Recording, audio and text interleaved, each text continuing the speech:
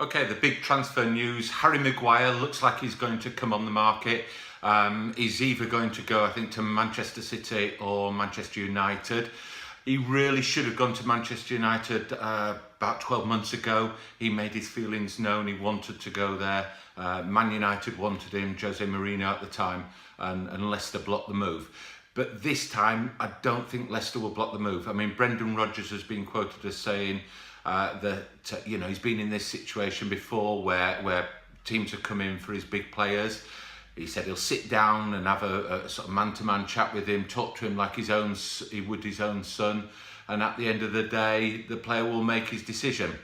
Now, that to me is code for, look, I'm going to try and persuade him out of it. However, I think I'm on a losing battle, and if I can get 70 million for him and he wants to go, I'm going to let him go. So I think it's inevitable it's going to happen. Man City are probably the favourites to get him as replacement for Vincent Kompany, who's leaving and going to become the Anderlecht player manager. So he's got big shoes there to fill at Man City. I think Kompany had Premier League games, 265 Premier League games, 94 clean sheets. And we'll have a little look at Harry Maguire's stats a little bit later and how he compares not only to Vincent Kompany, but probably what I think is the best centre-half in the division at the moment, Van Dijk. So we'll have a look at his stats. But first, we're just sort of, because Harry Maguire's got a little bit of an unusual rise to his current place in football. He hasn't taken the glamour route that a lot of players have that are signing for Man United and Man City. So, he's age 26. He's a 6 foot plus guy. He was signed for Leicester in 2017 for 12.3 million. So he wasn't part of the Leicester City Premier League winning side of 15-16. So he came in after that. He's a Sheffield lad, and he's kicked around the lower divisions a little bit. I mean, he's played for Sheffield United, for Wigan, for Hull. He's got a couple of brothers that play in the lower Premier League. So, he hasn't had the glamour life up to the age of 26, really. Leicester City, a big club, but by anybody's standard, they're not in the same league as Man City and Man United. So this next move for him is a real big move. It's a big thing for him coming from clubs like Sheffield United, Wigan, Hull. Now, a lot of people saw him come to prominence when he broke into the England side. I think he's had 18 caps at senior level. But he did actually get into the under-21 side back in 2012. Only the one game, but he obviously showed that promise, a lot younger when he was 19, 20 years old. So he's not somebody that's come totally out of nowhere. Now, the last couple of years, it's been a bit of an up and down ride with Leicester. Brendan Rodgers has come in and they've really, really sort of done well towards the end of the season. But you look now, he's going to be looking, he's 26, he's coming into the prime, and no doubt he wants to play for one of those really big clubs. Would probably like to see Champions League football, maximise his earnings as well. But let's just have a look at his stats, because it's quite interesting when you compare him against Vincent Kompany and Van Dijk. It's a little bit hard when you're comparing defenders as opposed to your centre forwards. A centre forward is very simple. You're looking at the goals and their assists. And yes, you're looking at their inter-team play as well. But defender's a little bit hard. But one of the things that he'll get if he goes to Man City, Man City will get from him, is Vincent Kompany only had 17 appearances last year compared to Maguire's 31. So inevitably they're going to get a better input from him over the season. He's younger, he's less prone to injury. Vincent Kompany, 33, coming towards the end of his career. Van Dijk, just to compare, played 38 games this year. So you can see he contributed right through the season. Now, we're not going to look at goals too heavily, but Vincent Kompany will all remember his one goal for the season, that superb shot that got the 1-0 win, which really secured the Premiership, I think. I think that was the goal that won them the title this year.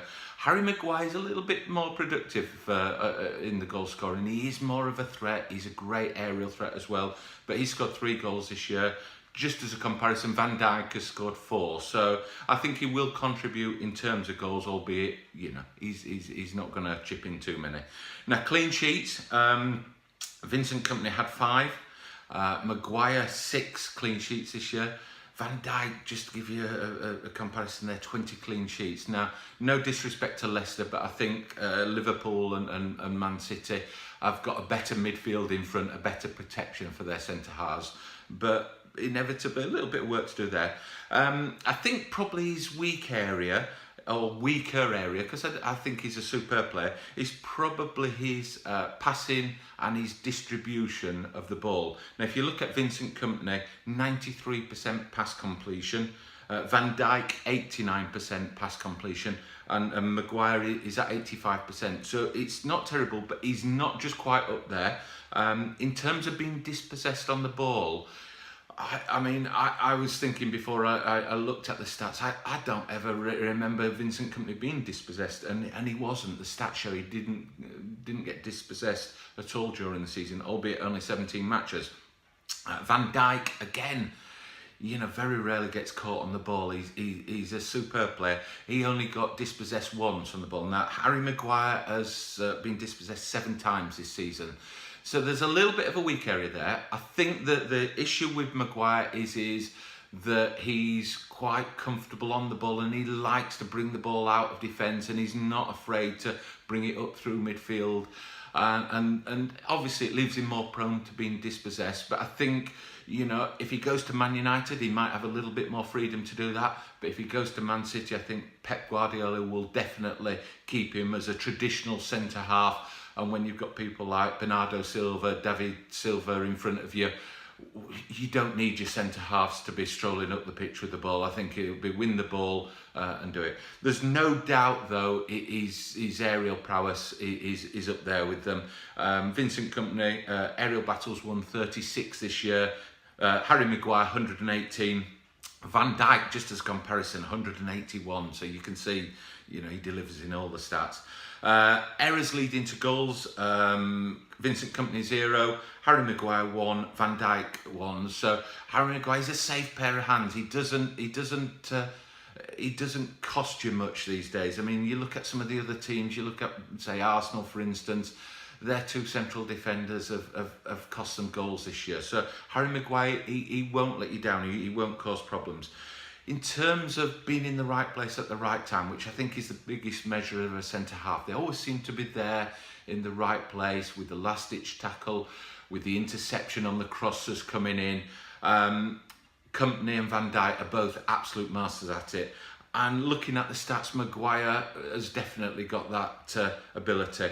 Interceptions, Kompany is 16 for the season, Harry Maguire 37, Van Dijk 40, so he's right up there, and that shows he's in the right places at the right times. Tackling, again, he's quite happy to put his foot in and battle. Vincent Kompany 16 tackles, Harry Maguire 31, Van Dijk 38. So his stats are all there. He wouldn't get into the England squad if they weren't, but he's the right age. He's 26. He's going to be excellent signing for Manchester United or Man City, whoever he goes to. If you want my opinion, I think he'll probably end up going to Man City. Pep Guardiola is a crafty man. You know, if you're not a Man City fan, you think Man City have bought everything they've got, but he's a crafty manager. He doesn't spend as much as people think he does. And, you know, he's thinking way ahead. It's no surprise that when Man City played Leicester at the Etihad and they won 1-0, guess who was going on the pitch afterwards? Pep Guardiola, and straight to Harry Maguire to compliment him on his performance and congratulate him. And, you know, they say flattery gets you everywhere. And when you're Pep Guardiola and your team's Man City and you come looking for a player, flattery will, I think, win and get you everywhere. So he's a little bit crafty. If Manchester United don't get him, they'll feel a little bit aggrieved, I think, that they had him really 12 months ago and Leicester wouldn't release him. But a lot changes in 12 months, as you've seen with Manchester United. And although, you know, they're a big club, Solskjaer is going to obviously rebuild the team this year. He's going to sell that dream of Harry Maguire, building the team around him, building the defence around him. and I think wherever he ends up, it will be a great move for him. Sorry to say this, Leicester City fans, but it's going to be a big step up. But Man City probably are the team that are going to get him. I think Pep Guardiola has done his work on him earlier on in the season. There's an obvious slot for him to go straight in with Vincent Kompany leaving there, so there's a like-for-like replacement. Champions League football and the glamour of the Premier League winning side. So I expect to move to Man City. We'll wait and see though. Thanks for watching.